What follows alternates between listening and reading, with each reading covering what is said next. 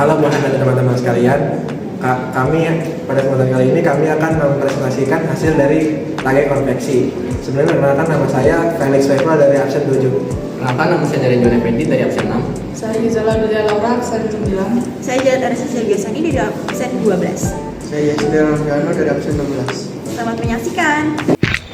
PT Pangaya Konveksi mencatat jasa giro sebesar Rp1.750.000 dan biaya administrasi bank Rp25.000, sehingga cash in bank didebit sebesar Rp1.725.000, biaya administrasi bank didebit Rp25.000, dan interest revenue dikredit Rp1.750.000. Pemakaian perlengkapan terdiri atas perlengkapan pabrik 2 juta, toko 1.500.000 dan kantor 700.000. Jurnalnya adalah mendebit actual factory overhead cost atau BOP sesungguhnya 2 juta, store supplies expense 1.500.000 dan office supplies expense 700.000. Serta mengkredit factory supplies, store supplies, dan office supplies dengan nominal yang sama. Penyusutan gedung sebesar 1.400.000 dialokasikan ke pabrik dicatat sebagai actual factory overhead cost 700.000, toko 420.000 dan kantor 280.000 dengan kredit accumulated depreciation building 1.400.000. Penyusutan peralatan pabrik 1.250.000 dicatat sebagai actual factory overhead cost, sedangkan penyusutan peralatan toko dan kantor masing-masing sebesar 125.000 dicatat sebagai beban akumulasi penyusutan. Penyusutan kendaraan 500.000 dialokasikan 250.000 ke pabrik sebagai actual factory overhead cost dan 250.000 ke departemen lain dengan kredit accumulated depreciation vehicles 500.000. Gaji dan upah yang masih harus dibayar terdiri atas gaji penjualan 7.200.000, administrasi dan umum 6.400.000, serta upah tak langsung 2.500.000. Pertama dicatat wages and salaries expense dan wages and salaries payable sebesar 16.100.000. Lalu dialokasikan ke beban gaji penjualan, administrasi dan actual factory overhead cost sesuai dengan nominalnya.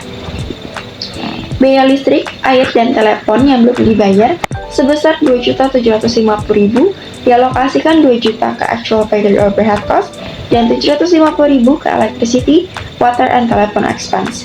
Dengan kredit, electricity, water, and telephone payable sebesar 2.750.000.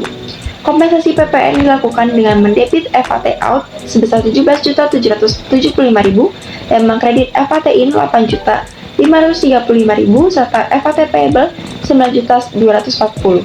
FAT out dan in dilihat dari trial balance. Asuransi yang kadaluarsa 600.000 dicatat sebagai insurance expense di debit dan prepaid insurance di kredit. Sedangkan PPH dicatat sebagai income tax expense dan income tax payable sebesar 888.750. Terakhir, applied factory overhead cost 12.800.000 di debit, actual factory overhead cost 12.450.000 di kredit, dan income summary di kredit 350.000. Selisih BOP kemudian ditutup ke APP dengan mendebit income summary 350.000 dan mengkredit cost of goods sold sebesar 350.000. Worksheet PT Pangaya Konveksi. Pada kolom adjustment, pertama dicatat interest revenue sebesar 1.750.000 dan bank administration expense sebesar 25.000, sehingga saldo cash in bank bertambah 1.725.000. Setelah disesuaikan, cash in bank dipindahkan ke kolom balance sheet, sedangkan interest revenue dan bank administration expense dipindahkan ke kolom income statement. Selanjutnya, dicatat pemakaian factory supply sebesar 2 juta, store supply 1.500.000 dan office supply 700.000. Saldo perlengkapan yang tersisa dipindahkan ke kolom balance sheet, sedangkan store supplies expense dan office supplies expense dipindahkan ke kolom income statement. Kemudian, dilakukan penyesuaian penyusutan gedung, peralatan, dan kendaraan. Accumulated depreciation building, accumulated depreciation equipment, dan accumulated depreciation vehicles dipindahkan ke kolom balance sheet sebagai pengurang aset tetap. Sedangkan depreciation expense dipindahkan ke kolom income statement. Setelah itu, dicatat wages and salaries payable sebesar 16.100.000. Saldo utang tersebut dipindahkan ke kolom balance sheet, sedangkan wages and salaries expense dipindahkan ke kolom income statement. Berikutnya, dicatat electricity, water, and telephone payable sebesar 2.750.000. Saldo utang dipindah ke kolom balance sheet, sedangkan electricity, water, and telephone expense dipindah ke kolom income statement. Kemudian, dilakukan kompensasi FAT out dan FAT in sehingga terbentuk FAT payable sebesar 9.240.000 yang dipindah ke kolom balance sheet.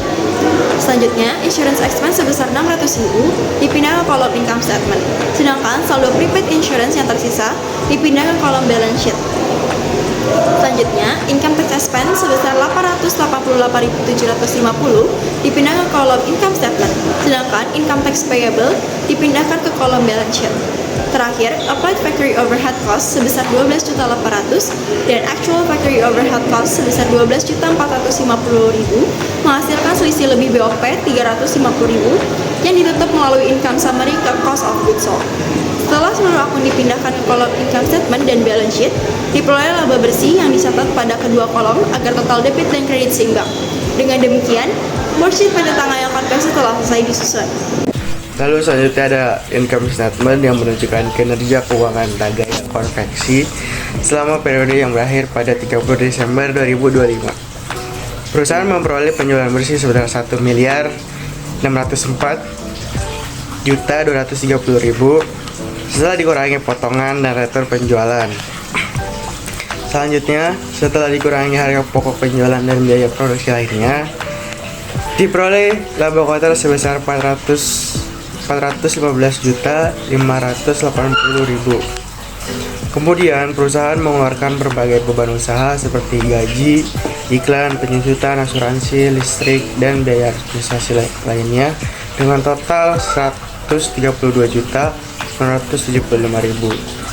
Dan selain itu terdapat beban non operasional sebesar 21.300.000 serta pendapatan non operasional sebesar 23.700.000. Selanjutnya, setelah seluruh pendapatan dan beban diperhitungkan, perusahaan memperoleh laba sebelum pajak sebesar 285.505.000. Lalu setelah dikurangi beban pajak sebesar 8.288.750 rupiah, Tagayan Konveksi memperoleh laba bersih setelah pajak sebesar 277.216.250 rupiah. Kemudian pada laporan perubahan modal awal pemilik tercatat sebesar 810.642.000. Dan selama periode berjalan terdapat pengambilan pribadi atau privé sebesar 12 juta. Selanjutnya, laba bersih ditambahkan dengan modal awal dan privé dikurangkan. Lalu, modal akhir pemilik pada 31 Desember 2025 menjadi 1.075.856.250 rupiah. Dan hal ini menunjukkan bahwa perusahaan berhasil memperoleh keuntungan serta meningkatkan modal pemilik selama tahun 2025. Selanjutnya adalah balance sheet.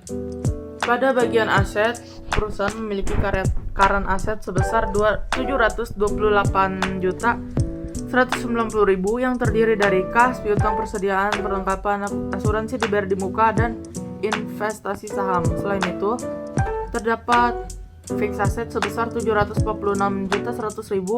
yang terdiri dari tanah, bangunan, peralatan pabrik, peralatan toko, peralatan kantor, dan kendaraan setelah dikurangi akumulasi penyusutan. Dengan demikian, total aset perusahaan adalah 1.474.290.000. Pada bagian kewajiban, total liability sebesar 398.433.750 rupiah yang terdiri dari kewajiban jangka pendek dan pinjaman bank jangka panjang. Sedangkan equity atau modal pemilik sebesar 1.075.856.250 rupiah, sehingga total liabilities dan equity juga sebesar 1.474.290.000, sama dengan total aset. Hal ini menunjukkan bahwa laporan posisi keuangan PT Tagayan Konveksi telah seimbang dan sesuai dengan persamaan dasar akuntansi, yaitu aset sama dengan liabilities tambah equity. Selanjutnya ada proses costing statement. Pada awal periode terdapat produk dalam proses TK021 dengan total biaya sebesar 56.900.000. yang terdiri dari bahan baku, tenaga kerja, dan overhead pabrik. Selama bulan Desember, perusahaan memproses pesanan TK022 dan TK023, sehingga biaya produksi bulan Desember yang ditambahkan adalah 36.950.000 untuk bahan baku dan 32 juta untuk tenaga kerja dan 12.800.000 itu untuk overhead pabrik. Dengan demikian, total biaya produksi yang harus dipertanggungjawabkan sebesar 138.650.000. Biaya tersebut kemudian dialokasikan ke produk yang selesai dan masih dalam proses. Pesanan TK021 selesai diproduksi dengan total biaya Rp88.902.500. Pesanan TK022 juga selesai diproduksi dengan total biaya Rp26.132.500. Sedangkan TK023 belum selesai pada akhir periode sehingga menjadi barang dalam proses akhir sebesar Rp23.615.000. Jika dijumlahkan, biaya TK021, TK022, dan BDP akhir TK023 sama dengan total biaya yang dibebankan, yaitu Rp138.650.000. Berikutnya ada cash flow. Cash flow ini bertujuan untuk mencatat segala transaksi keluar masuknya kas. Nah, untuk mencari terminalnya, kita bisa melihat dari jurnal khusus yaitu cash receipt journal dan juga cash payment journal. Pertama, kita harus melihat dan juga memasukkan saldo cash in bank per 30 November 2025 dari trial balance bulan November sebesar 203.700.000. Selanjutnya, di bagian A ada pemasukan. Kita bisa dapatkan akun dan nominalnya dari cash receipt journal. Untuk yang pertama, ada pelunasan, ada receivable sebesar 2.500.000, penerimaan akun receivable dari pelanggan sebesar 163.270.000, penerimaan prepaid income sebesar 15 juta, serta penerimaan interest revenue sebesar 1.725.000. Selanjutnya, dari akun-akun tersebut kita akan catat di cash flow dan ditotalkan. Setelah dimasukkan, kita bisa lihat totalnya di sini. Jadi, total kas selama pemasukan di bulan Desember yaitu adalah 182.495.000. Selanjutnya, di bagian B ada pengeluaran. Kita bisa dapatkan akun dan nominalnya dari cash payment journal. Yang pertama, ada pembayaran gaji karyawan sebesar 50 juta, biaya iklan sebesar 700.000, income tax payable sebesar 1.250.000, biaya administrasi sebesar 500.000, dan juga actual factory overhead cost sebesar 1.500.000. Lalu ada electricity, water, telepon payable sebesar 2 juta, pelunasan utang usaha sebesar 47 juta, dan juga ada funding di sini yaitu bank loan sebesar 5 juta. Serta pembayaran bunga pinjaman atau interest expense sebesar 1.500.000. Lalu semua akun-akun tadi kita bisa totalkan di cash flow dan juga kita masukkan. Nah, totalnya itu adalah 111.050.000. Dengan demikian, cash in bank per 31 Desember 2025 sebesar 269.145.000 yang diperoleh dari saldo awal sebesar 203.700.000 ditambah dengan pemasukan dan juga pengeluaran kas selama bulan Desember. Nah, yang terakhir, closing journal atau jurnal penutup dibuat untuk menutup akun-akun sementara agar saldonya menjadi nol pada periode berikutnya. Akun yang tutup meliputi pendapatan, beban, prive, dan juga income summary. Pertama, seluruh pendapatan akan kita catat di closing journal, lalu kita akan jumlahkan semuanya. Lalu ditutup oleh income summary dengan total 1.661.450.000. Selanjutnya, seperti dengan yang tadi, akun COGS, sales return, sales discount, dan juga good in process factory overhead ditutup ke income summary. Kemudian, seluruh akun beban juga ditutup ke income summary. Semuanya dicatat di closing journal, lalu dijumlahkan. Setelah itu, akun drawing atau private sebesar 12 juta ditutup ke modal.